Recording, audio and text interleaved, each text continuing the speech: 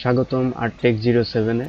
আজকের ভিডিওটা আমি আসলে ইনস্টাগ্রামের জন্য একটা রিলস বানাচ্ছিলাম, তো ভাবলাম যে আপনাদেরকে উপহার দেই ভিডিওটা কিভাবে এডিট করছি সেটা দেখানোর জন্য। তো শুরু করতেছি, বেশি বকবক করব না।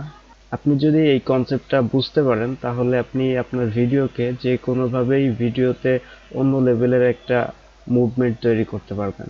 সো চলেন শুরু করা যাক।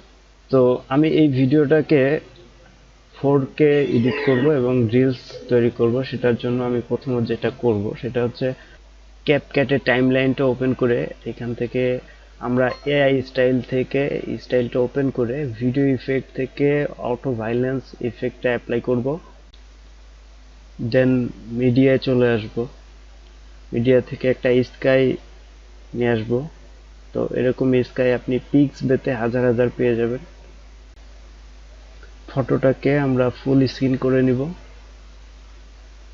একটু মডিফাই করে সানটাকে আমরা মিডিলে রাখবো।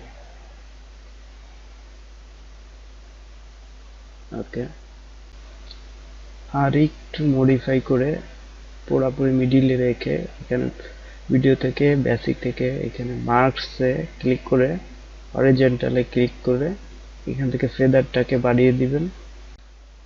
দেন যেটা করব, ফটো লেয়ার সিলেক্ট থাকা অবস্থায় এই স্টাইল থেকে স্টাইলটা ওপেন করে ট্রেন্ডিং থেকে 3D জুমটা অ্যাপ্লাই করে নিব যাতে ফটোটা ঘুরে। ওকে,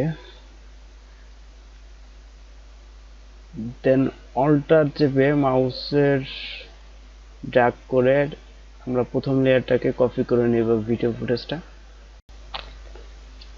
দেন বেসিক থেকে এখানে দুইটা কাজ করব। প্রথমত যেটা করব সেটা হচ্ছে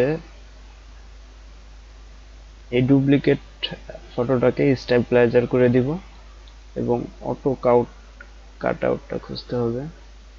কোথায় গেল? Cut out. দেন এখানে অটো কাট আউটে অ্যাপ্লাই করে দিব। প্রসেসিং চলতেছে, আমরা একটু ওয়েট করব।